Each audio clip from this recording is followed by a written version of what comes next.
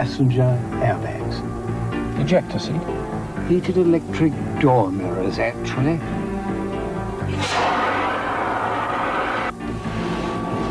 Quick clear, heated windshield. Ingenious. When can I drive it? Well, visit your Ford dealer and you may avoid the queue. The Escort Harrier, just £10,995 on the road.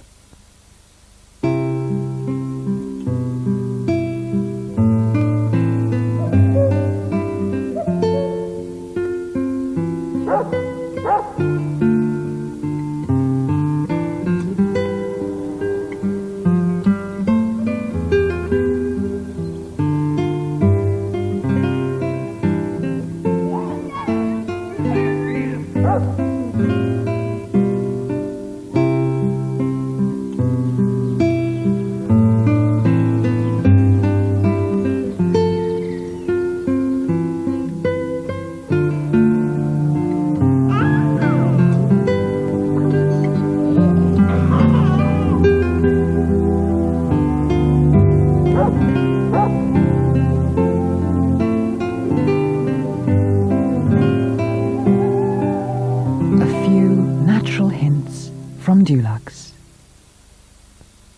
The Flymo garden vac picks up all kinds of rubbish. So you no longer have to. Now, pay attention. The Escort Harrier is also available on Options, Ford's finance plan. For written credit details, call 08 007 77444. Surrogate parents, frozen embryos, babies for pensioners, and eggs from aborted fetuses, the prospect of children from mothers that never lived. How far has science come, and how far is it prepared to go? We will not license it. We must not do it in this country. In a Tuesday Insight at 7:30, the Tuesday Special investigates making babies. When the bill gets involved, there's no smoke without... Arson. Someone wanted to harm your dad, Lynn. Shut it! Terry Albert, Sarge. We're in Mill Street, Sarge. We saw Jimmy Tate and Rambo there having a go at each other. I despise the man. Enough to want to see him dead. The Bill. Tuesdays, Thursdays and Fridays at 8 on Central. You're watching Central. It's time now for the news.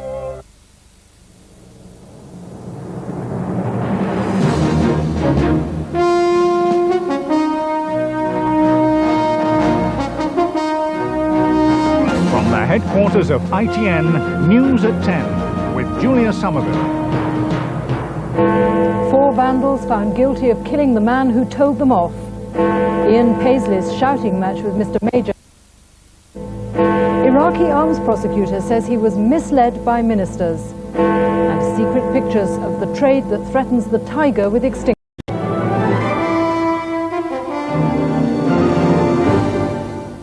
Good evening. 3 vandals who kicked a middle-aged man to death after he told them off in the street have been found guilty of murder. A 4th youth was convicted of manslaughter. Les Reed was set upon when he asked the gang to stop vandalising a pedestrian crossing outside his home in Cardiff. The court heard that one blow was so brutal that it dislodged his spinal cord. Our reporter Steve Scott was in court. Heads covered, the 4 youths who kicked Les Reed to death arrive at court to hear their fate. 3 of them were found guilty of murder. Stephen James, seen here, and 2 others who can't be named for legal reasons. Michael Mundell was found guilty of manslaughter. Father of 3, Les Reed, was walking home with lifelong friend Philip Tull when they spotted a gang wrecking traffic bollards. Mr. Reed, who'd long campaigned to clear the streets of Ely of vandalism, told them, "Don't be a nuisance, give the neighbours a rest." With that, they set upon him and Mr. Tull, punching and kicking them repeatedly, even laughing as they carried out the attack. Mr. Reed had 55 separate injuries. The pathologist said they were consistent with injuries suffered in a serious car crash. His wife was in court throughout the trial. She hopes sentencing tomorrow will reflect what her family's been through. You know, if one day they could feel the loneliness and emptiness that I'm feeling now, then I think I'd be happy. Philip Tull, kicked unconscious in the same attack, says that night lives with him. Well, my life's changed. I haven't worked for 8 months. I'm not as confident as I was. I don't like going out in the dark. I do go, but I don't like it. I'm nervous, I'm watchful. On the Ely estate today, a community too scared to step in to stop vandalism, fearing they could end up like good citizen Les Reed. Over to the other side of the road, because they're after a certain time. Their hopes tonight, this verdict will change that fear. Cardiff. A survey for Reader's Digest today suggests that fear of crime is more widespread than ever, and most people, nearly 3 out of 4, believe the biggest cause of crime is drugs. Drug seizures reached record levels last year, and police warned that drug-related crime was growing with it. The National Criminal Intelligence Unit said today that violence involving crack cocaine led to at least 31 murders or attempted murders in London alone last year. Harry Smith reports on the high cost everyone pays for the illicit drugs trade. A drugs raid in West Yorkshire, one of by police and customs. Figures published today show that last year they seized record quantities of cannabis, heroin and crack cocaine. It all points to an alarming growth of drugs trade, a trade which brings misery not just to the increasing number of addicts, but to those they rob to feed their addiction. A young man in London, one of the officers gave me a case only last week, had stolen £2 million worth of profit to feed a cocaine crack habit of £400 a day. One person committing £2 million worth of crime. Julie is a registered heroin addict who needed around £70 a day to pay for drugs. She now gets regular supplies on prescription from a drugs rehabilitation unit. But before this, she often stole to get the money. Right. You don't even think about it. You don't think what makes you do it. It's just something, you just think, well, that's the only option that I've got left, so I'm going to have to, go for it. You don't really think about getting caught. You don't think about the consequences. You're just feeling that desperate. Her prescription costs the taxpayer £5 a day. The man who runs this centre says it's money well spent, because 96% of those who come here stop relying on crime to feed their habits. They've got to find £70, which they're committing an awful lot of crime through shoplifting, burglary, prostitution. Now, if we give them the drugs free, there's not the need to commit that crime, so the amount of crime, it automatically reduces. But despite such successes and last year's record number of seizures, the police admit the fight against drugs is an uphill struggle. These are just some of the weapons captured after raids in West Yorkshire, evidence that more dealers are routinely carrying guns and are increasingly prepared to use them. The Prime Minister got into a shouting match with the Democratic Unionist leader Ian Paisley today as they discussed the Downing Street Declaration for Peace in Northern Ireland. Mr Paisley, not known for his quiet manner, said he had to raise his voice because Mr Major was shouting so loudly. As he left Number 10, Mr Paisley dismissed the declaration as a rotten, sinking vessel. Our political editor Michael Brunson reports.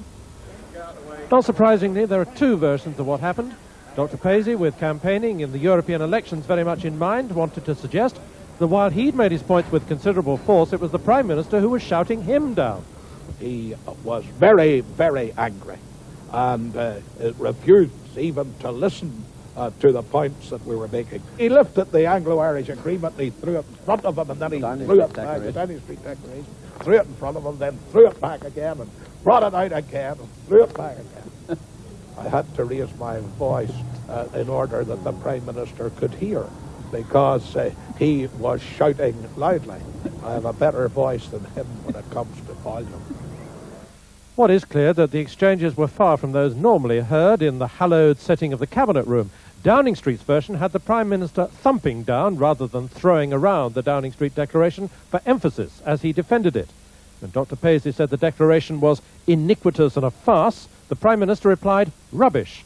When Peter Robinson, alongside Dr Paisley, accused Mr Major of having given way to violence, Mr Major retorted, how come when we keep 20,000 troops in Northern Ireland? Later, Downing Street said the Prime Minister was extremely angry, especially at the suggestion that the Unionist position had been undermined. The Prime Minister made it clear that that was total rubbish. He also asked Dr Paisley what he would do to try and bring peace to the streets and the people of Northern Ireland, and he got no answer to that. But did Mr Major fall into a carefully prepared Paisley trap? No, his people say, the Prime Minister still believes he has a mandate to try and bring peace to Northern Ireland based on the Downing Street Declaration, which is why he defended it so robustly. And there's considerable annoyance in Downing Street at Dr. Paisley's almost jokey manner in the street outside, because they feel that what he's been up to is forcing the more moderate unionists under Jim Molyneux to take a harder line. Michael Brunson, News at 10, Westminster.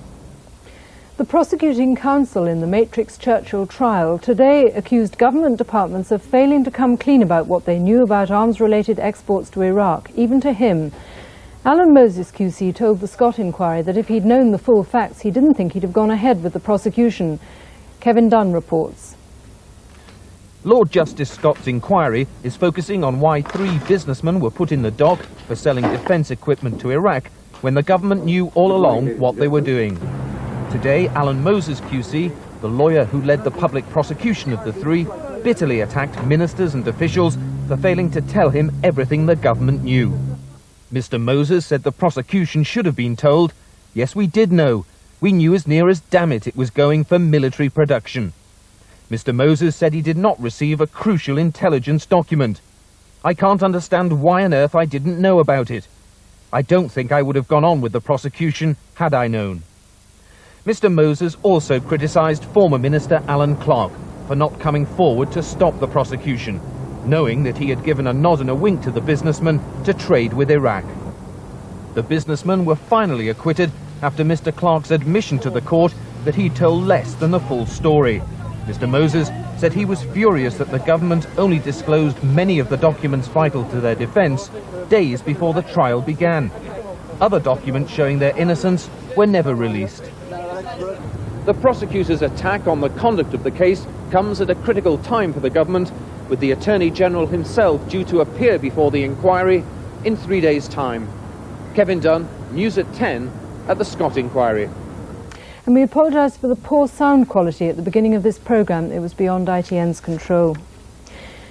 Baroness Thatcher collapsed this evening while she was delivering a speech to businessmen in Santiago in Chile. She fainted and hit her face against a microphone, but her husband steadied her and stopped her falling to the floor. Lady Thatcher reportedly has a tummy bug. She's resting in her hotel room, but is said to be very chirpy. ITN has seen video evidence that the illegal trade in tiger products is being encouraged by Chinese government authorities. Siberian hunters are finding a ready market for skins, bones and other body parts across the border in state-run medicine factories. The Tiger Trust charity filmed the poachers in action. It says the tiger could be extinct by the year 2000 unless the trade is stopped. Eric McInnes at ITN reports. Every day of the year, 2 tigers are killed by poachers. In Russia's Far East, they hunt down the few remaining Siberian tigers, killing them literally for their bones. Bags of bones which will be smuggled into China to be used in traditional medicine. And even those spared the bullet die. These cubs lost their mother to the poachers and perished. What's left of these rare tigers is sold across the border into China, and it's there that these secret pictures were taken. It's claimed they show state-run medicine companies churning out plasters impregnated with ground tiger bone, believed to have healing powers. The Chinese government had said these products were banned, but the trust also claims a government official agreed to help export these medicines.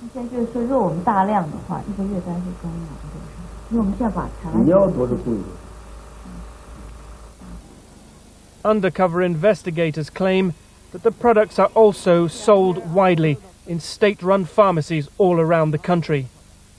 The eyes are eaten so that people can see in the dark. The genitalia are even to enhance sexual prowess. The bones for rheumatism, even the nose, they believe that if you hang it above the marital bed, it will induce the birth of boys. The evidence has been seen by the CITES Committee on Endangered Species. The Chinese embassy in London told ITN the accusations being made were totally groundless. But whatever the politics, one fact remains. If tigers continue to be killed at current rates, all 5,000 left in the wild will be gone in just 6 years. Still to come on News at 10, Bienvenida's media blitz. The former Lady Butt tells and tells why she kissed and told. 2 months on from the big earthquake, while Los Angeles is still reeling from the shock. And taking on your critics, White House style. You mean after Bill and Hillary put all those new bureaucrats and taxes on us, we're still all gonna die?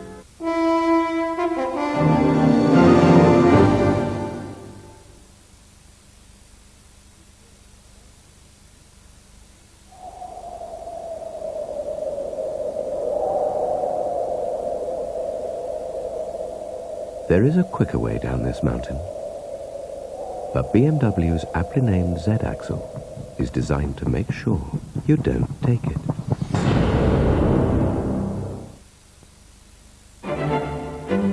National Savings presents the Investment Guide.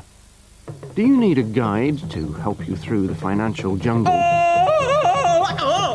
so you don't get left behind, so you don't end up losing money, and so you can avoid things that don't turn out quite as you'd expect?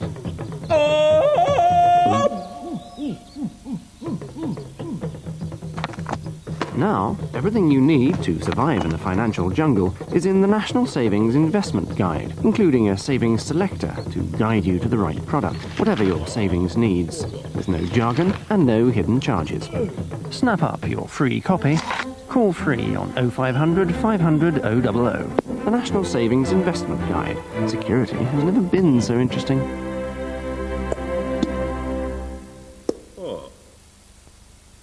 I'll tell you what I want from a panty liner. I want the best of both worlds. I want protection without feeling uncomfortable. And I want to feel comfortable without losing any of the protection. That's why I really like these new panty liners from Always. They're called Comfort. Always especially combined the dry weave top sheet, which helps keep me feeling really dry and protected, with extra soft sides designed to keep me feeling really comfortable. And they stay in place. So I get the best of both worlds. New Comfort panty liners from Always give me comfort and protection.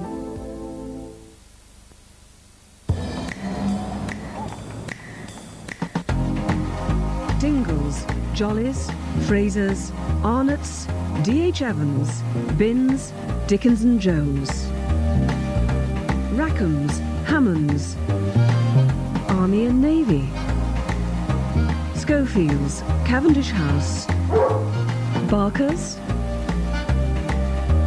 Kendall's, Howells, David Evans, House of Fraser, a house with 17 stories and 56 stores. This BMW is perfectly balanced between the wheels for safer road holding. There's no need to explain what makes this BMW safer.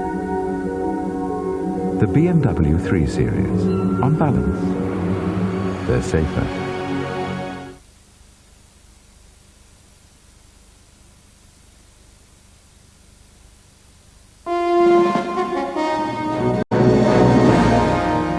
The United States wound up the pressure on communist North Korea today over its continued refusal to let the outside world into its nuclear secrets.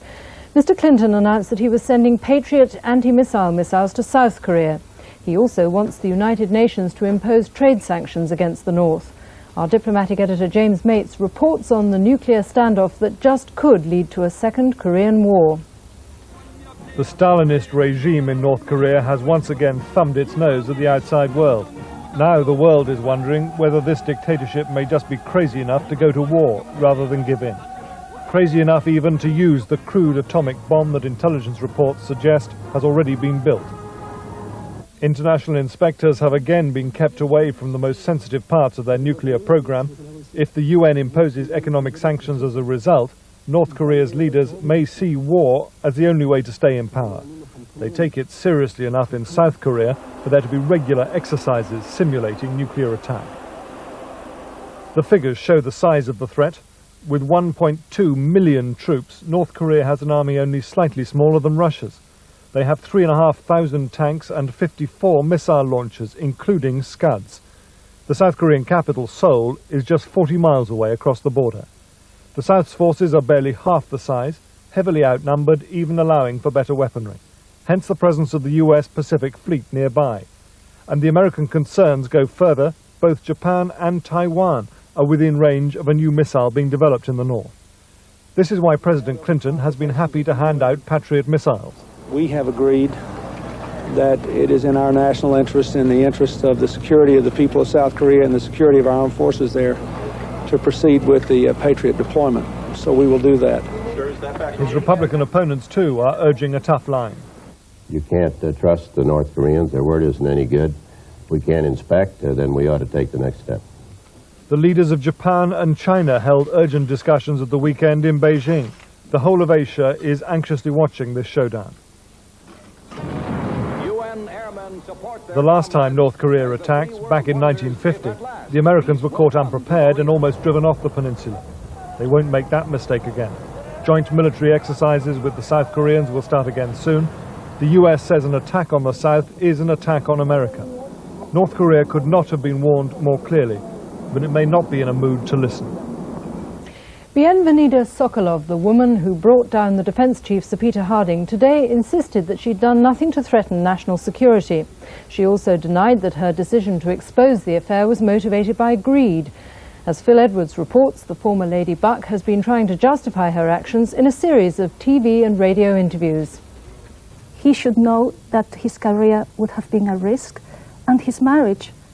I am the one here who has been living in hell for a very long time. I come across as, obviously, an scarlet woman. This is really a problem for the people, not for me. I have been a very loyal person. It was difficult today avoiding Bienvenida Sokolov, formerly Lady Buck, giving her account of the Harding scandal and repeatedly insisting she was blameless. These secretly filmed News of the World pictures led directly to Sir Peter Harding's resignation. She denies it was an underhand trap. I had to validate my story. Having said that, it was the normal way for us to say goodbye. We always kissed. Sir Peter Harding, seen here at Buckingham Palace, knew all Britain's military secrets. There were fears about a possible security leak. I was not looking for that kind of information. Had I been, it would have been a different matter.